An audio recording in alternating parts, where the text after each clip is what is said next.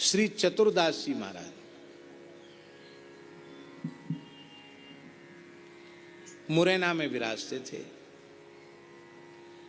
भगवत साक्षात्कार संपन्न सिद्ध संत थे। ऐसे नाम जापक थे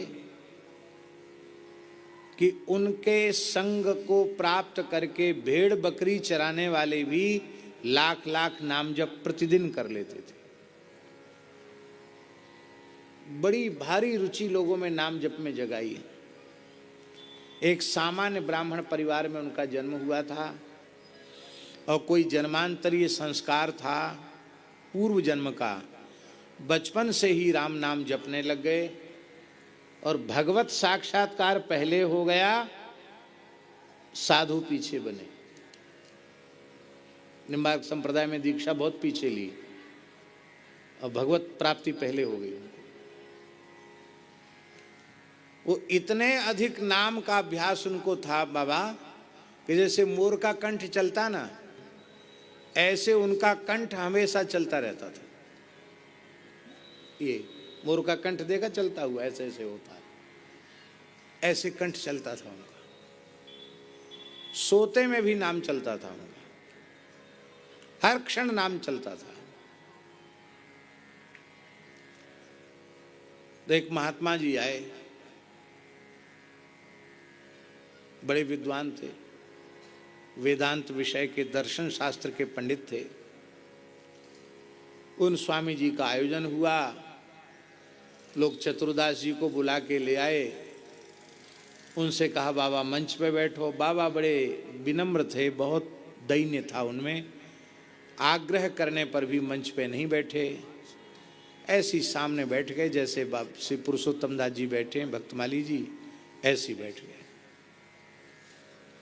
अब वो बैठे तो उनको तो अभ्यास था, माला उनके हाथ में, हजारा माला जप कर रहे थे और कम से कम 100-150 लोग और होंगे उनको घेर के बैठे थे। वो सभी माला जप रहे थे। वो भगवान जाने, वो जो वक्ता महानुभाव थे स्वामी जी, उनको पता नहीं क्या आया। वो बोले ये माला लकड़ी की माला घिसने से कुछ नहीं मिलेगा। ये झाल मजीरा कूट कर हरे रामा हरे कृष्णा करने से कुछ नहीं मिलेगा। अरे तुम किसकी प्राप्ति करना चाहते हो?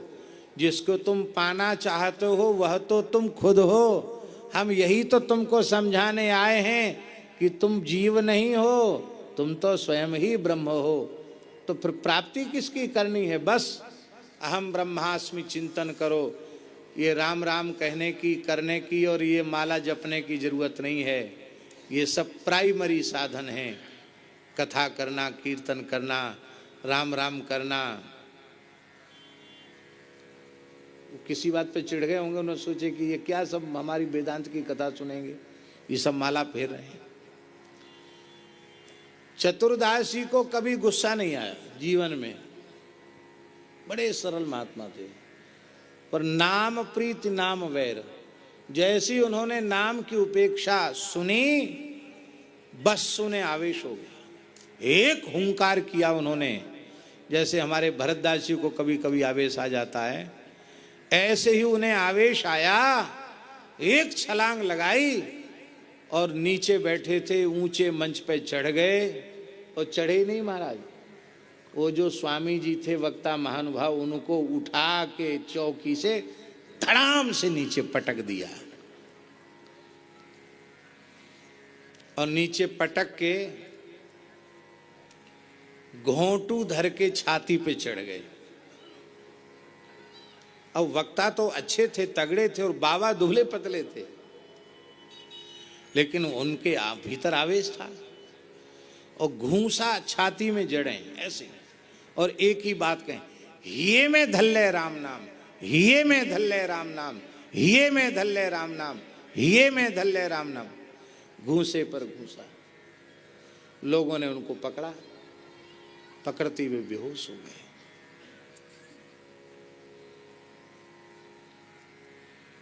पर वस्तुतः एक नामनिष्ठ संत के स्पर्श से उन स्वामी जी को तत्वबोध हो।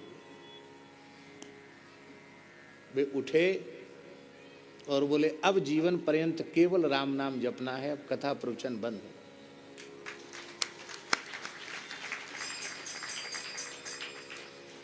जीवन भर पढ़ते पढ़ाने से बोध नहीं हुआ, संत के प्रहार से बोध हो गया। उन्होंने चरणों में प्रणाम किया, वो तो उठ के वहां से चले गए। कई घंटे बाद उनकी मूर्छा दूर हुई चतुरदास जी की, और बार बार माथा पटके और रोमे एक ही बात कहें, नाम की उपेक्षा सुनकर भी मैं जीवित क्यों हूं, मेरे प्राण क्यों नहीं निकल गए। इसको कहते हैं नाम प्रीति नाम वैर। नाम कह नामी बोले, किसी का भी नाम पुकारो तुरंत उसके कान खड़े हो जाएंगे, आवाज लगाएगा, जी आया। नाम प्रीत नाम वैर, नाम कह नामी बोले। बोले नाम अजामिल साखी, नाम भव बंधन खोले। अजामिल का चरित्र इसका साक्षी है, नाम भव बंधन से मुक्त करता है। कहां तक कहें, नाम अधिक रघुनाथ ते, राम निकट हनुमत कहो। भगवान नाम, राम नाम श्री राम जी से भी अधिक है। ये बात किसने कही? राम निकट हनुमत कहो, हनुमान जी ने कहा। त्वया तु तारिता योध्या नामनाथ भुवनत्रयम्, आपने अयोध्या को तारा है, पर आपके नाम ने तो त्रिभुवन को तार दिया। आपका नाम सर्वोपरि है, आपसे भी श्रेष्ठ आपका नाम है। यही है परम तत्व। पद्मनाभ जी सब कुछ त्याग कर अहर्निश राम नाम का जप करने लगे। एक बार गंगा स्नान के लिए वे गए तो उन्होंने देखा काशी का नगर सेठ गले में पत्थर बांध के गंगा जी में डूब कर मरना चाहता है। तो उन्होंने कहा, भैया काहे को मर रहे हो? बोले हमारे शरीर में गलित कुष्ठ हो गया है, बहुत औषधि कराने से भी ठीक होता नहीं, पत्नी पुत्र आदि सबने हमारी उपेक्षा कर दी है, इस उपेक्षा से दुखित होकर मैं डूब मरना चाहता हूँ। पद्मनाभ जी को दया आ गई। बोले तुम 3 बार राम नाम का उच्चारण करके गंगा जी में गोता लगाओ, ठीक हो जाओ। उसने कहा राम राम राम, और गोता लगाया, कंचन काया हो गया। आप जैसे लोग ताली बजा रहे हैं ना, वैसी वहां खूब भीड़ इकट्ठी थी, सब ताली बजाने लगे, सब जय जयकार करने लगे। नाम निष्ठ संत पद्मनाभ जी की जय। पर जब पद्मनाभ जी कबीरदास जी के निकट गए तो कबीर जी ने अपनी कुटिया के द्वार बंद कर लिए। बोले नामापराधी पद्मनाभ का मुख में नहीं देखना चाहता। नामापराध कैसे? बोले भवरोग की निवृत्ति नामाभास से हो जाती है।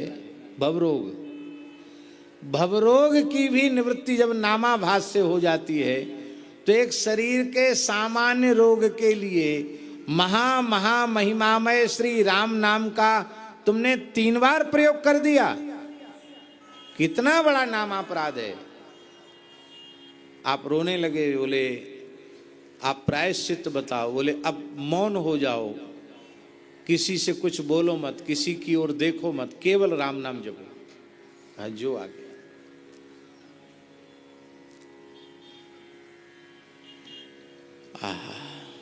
अजामिल का जो उपाख्यान है उसका सार क्या है?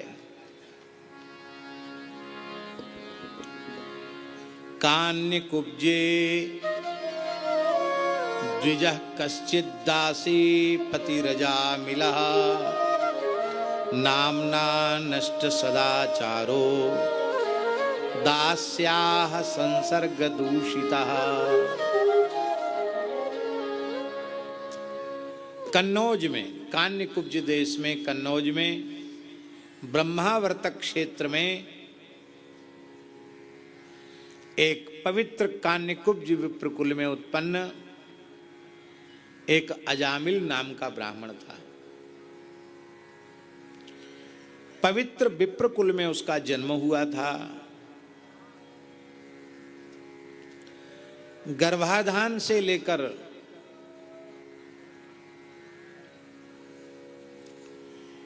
विवाह तक संपूर्ण संस्कार वैदिक पद्धति से संपन्न हुए थे।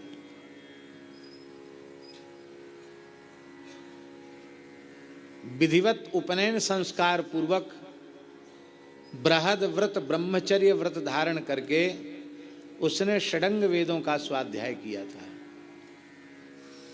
समावर्तन संस्कार पूर्वक सविधि गृहस्थाश्रम में प्रवेश किया था और वह आहिताग्नि था। सीधे सीधे लोग अजामिल के बारे में बोलने लग जाते हैं, ऐसा नहीं था। वो आहिताग्नि था। दुख की बात है, इसमें आहिताग्नि ब्राह्मण का दर्शन दुर्लभ हो रहा है।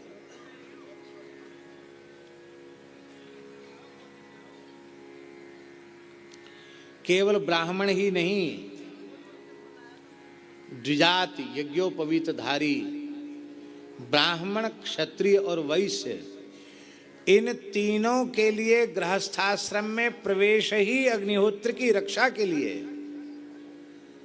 यदि गृहस्थाश्रम में प्रवेश करके अग्निहोत्र की सविधि दीक्षा नहीं ली, अग्निहोत्र माने ऐसे नहीं कि खाली कंडा में स्वाहा स्वाहा करने अग्निहोत्र, वो नहीं, वैदिक श्रौत विधि से अग्निहोत्र की दीक्षा लेना एक अलग प्रकरण है।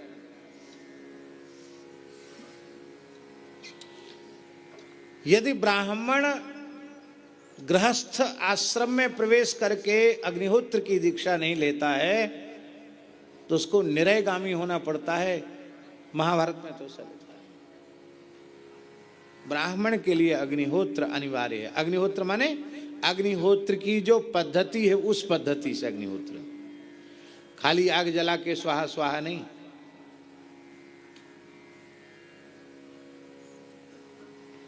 ये आहिताग्नि था।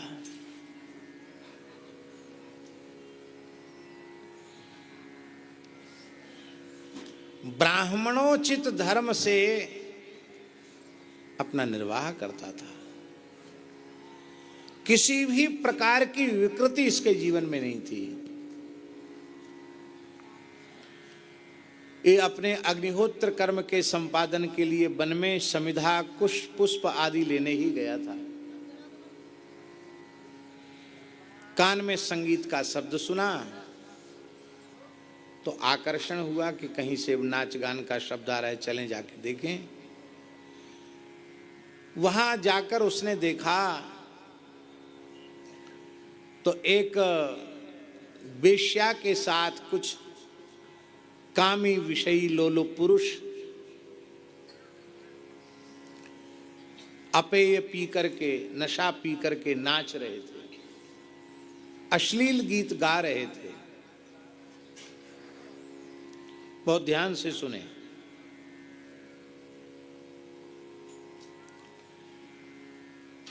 जब यह अजामिल वहां गया था और उसके देखने में आया कि यहां जो कुछ हो रहा है वो देखने सुनने के योग्य नहीं है, तो उसे तत्काल वहां से हट जाना चाहिए था।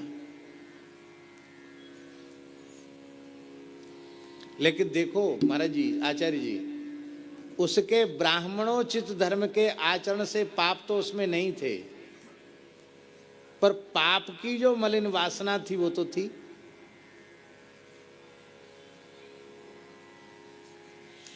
क्योंकि न तो पूर्ण ज्ञान का उदय हुआ था, न पूर्ण भक्ति उसमें थी, केवल कर्म का आश्रय था।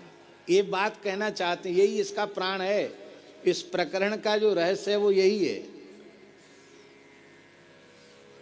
कहीं से कोई धर्माचरण में त्रुटि नहीं है अजामिल की, इसलिए पाप तो उसमें नहीं है शास्त्री जी, पर पाप जिस मलिन वासना से बनते वो तो है, उसका क्षय तो बिना भक्ति के संभव नहीं है। वासना वासित अंतःकरण होने के कारण उसे लगा कि हम लोग पंडित लोग हैं, ये सब देखना हमको कहाँ रही, बेश्या देखो ऐसी नाच रही गा रहे हैं, अरे यहाँ कौन है देखने वाला, चलो हम भी थोड़ा मजा ले लें, आनंद ले लें। खड़े होके देखने लगे।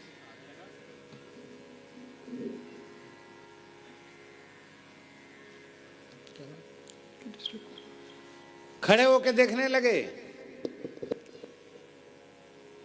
आप सरिस सब ही चह कीन्हा, जो जैसा होता है वह दूसरे को अपने जैसा ही बनाना चाहता है।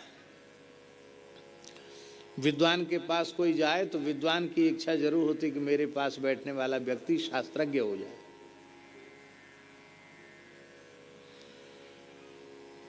विरक्त महात्मा होते हैं, संत होते हैं, उनकी भी इच्छा होती है अरे क्या जंजाल में फंसा, हमारे जैसा पकड़ हो जाए, खूब भजन में लग जाए।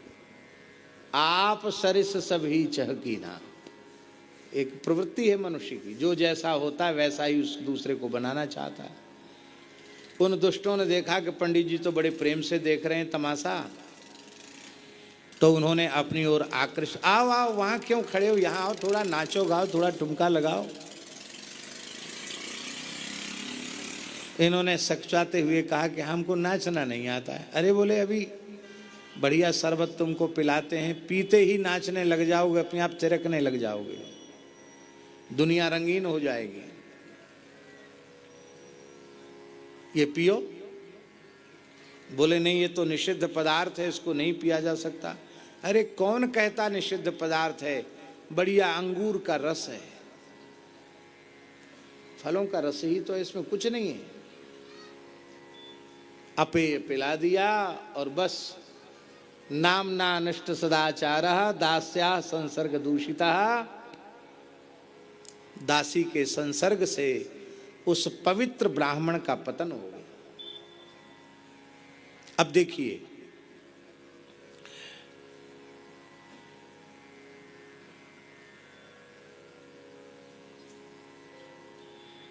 लोग कहते हैं सत्संग की महिमा, पर हम निवेदन कर रहे हैं कुसंग की महिमा।